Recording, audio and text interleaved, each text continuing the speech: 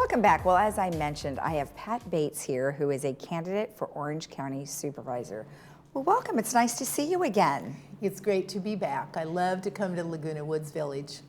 Well, you know, there's a lot going on, and I'm sure they're very happy to hear about some of the things that you and I are going to discuss, because you're running for our district. Yes. And you've been in politics for a really long time, right? I have. And so many people, which is a little bit like what we were talking about, is there are some politicians who give the word politician a bad name. And many times we go, well, what if we don't want to vote for a politician, but we want to vote for somebody brand new coming in? However, with your history, you were telling me that you really felt that it was important to stay in. Why? Very important to stay in. And I'd like to address the career politician.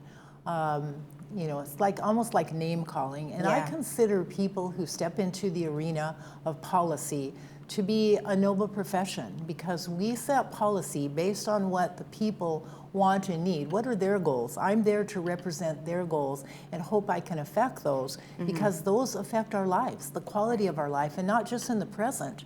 Things that are set today in law affect our children, our grandchildren, and on for decades going forward. Right. So it is a very important profession. And I've had the opportunity, as I mentioned, every time I turned out of one of my elected positions, another one opened. And I thought, is that my destiny? Was that door opened for me by the good man upstairs or good woman upstairs? I think so. So I enjoy it so much. I mentioned to you I was a social worker by profession. Actually, I was focused on aid to the disabled. Those are people who have drug addiction, mental health issues, and also seniors. That was my caseload, as a matter of fact. In fact, I started with Medi-Cal. It was a whole different program in those days than it's become. Much more accessible, much more coverage, and not so much stress in trying to get into the program. So that's one of my goals, to make sure that I continue to serve our seniors. I did that while I was on the board. I started the senior summits, by the way, with former Supervisor Tom Wilson. We started those in 2002, and they've grown to be something so helpful, so much information, and I certainly will be continuing those if I am elected, and I look forward to that. Well, our seniors have a lot to be concerned about. You know, we hear a lot of things in the news, like Social Security, and obviously inflation is really hurting a fixed income right now. What are some things that you think you can do to help the seniors going forward? I think on the cost of living, the county's role in that will be certainly what are the costs that government has placed at the local level.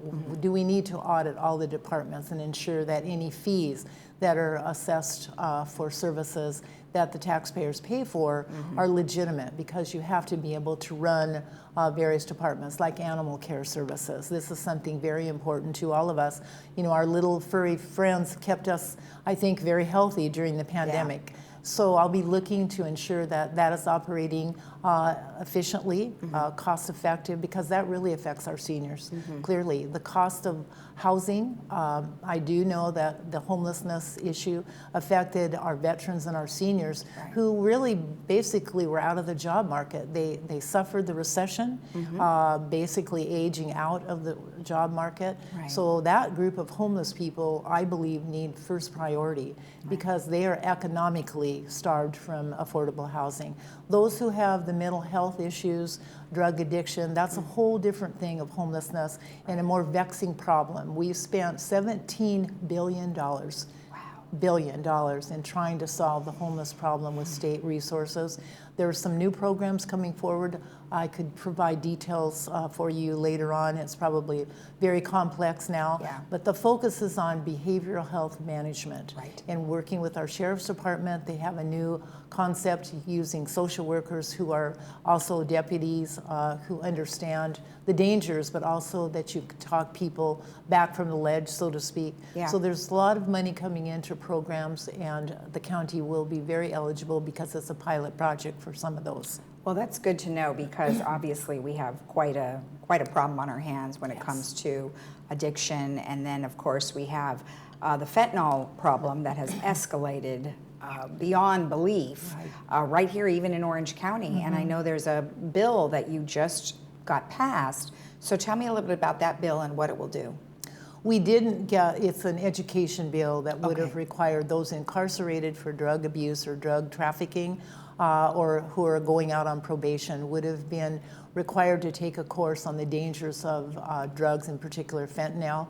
There were some issues with it. It was a cost issue. The okay. governor is really reining back. He vetoed a number of bills, and it was nonpartisan vetoing, by the way, because of the cost of some of them. But I think that that will pick up on the next round. But I think it's really important to understand that Sheriff Barnes came to me in 2016 about the fentanyl crisis. At that time, he we was had on it. about I think it was 37 deaths, but the importation was ratcheting up, and now I believe we're at close to 1,000 that are passing away because of overdoses with fentanyl, and it takes your life immediately. I mean, I think it's like seconds that it gets into your system. But I introduce bills every year from 2016 to just now, and every one of them didn't make it past the Public Safety Committee and the supermajority in the legislature. I think their eyes are being opened now when we see how horrible it is, and now how our kids are being drawn into this with this rainbow fentanyl. Yeah. It looks like Skittles. It does. So, and it's in those bags, too. Yeah, right. So we've had children right here in South County in Aliso Viejo, very tragic situations with parents. Their children go into their bedroom to do their study. A couple hours later, no noise. What's going on? Go in, child's dead over their books. And it was horrible. And we have to do something about it. So I'm hoping the legislature, we tried year after year with Sheriff Barnes coming up. I'm just hoping that the eyes and the hearts and the minds are open, that this is a poison. It is a poison. It kills. It can kill you just touching your skin if it gets into your bloodstream that quickly. Yeah. So I do believe relief is coming, but it's a long overdue, long overdue. It is long overdue, absolutely. Now, let's talk a little bit about what you mentioned. So the governor has vetoed many things that you've brought to him. Is that an issue of working together? I mean, you got to work across the aisle, right? And if you have a one-party system, then maybe that doesn't happen sometimes. We actually, on the issues that are basically nonpartisan, I think I've had very good luck. I've co-authored a number of Democrat bills. I can bring out my list. So those things do get to the governor's desk. What I mentioned is that looking at what was approved and what was vetoed this year, he's vetoed a lot of his own party's bills, and it has to do with a concern going forward in 2023. There won't be money. I believe they're predicting $1 billion less revenues coming in this year. That will affect actually the care court that the county is responsible for setting up, and I heard that from our county staff. So this is something where the inflationary side of the ledger is even affecting local government's cost for various services and programs. And we could talk for a long time about the cost of living. Very important that people start paying attention to how these things came to pass. The Republicans tried for years to get the sales tax and the excise tax off of gas, and no luck. And now we see it's almost $7. And there are solutions there other than more studies and more studies, and that's basically what the other side talks about. We have to study, cost pricing, price gouging. No, we have to take some of those taxes and take them off. They are not necessary. And so those are the things I hope people will pay attention to on this round. Well, fantastic. And then just tell me something that you want our seniors to know about you for your candidacy.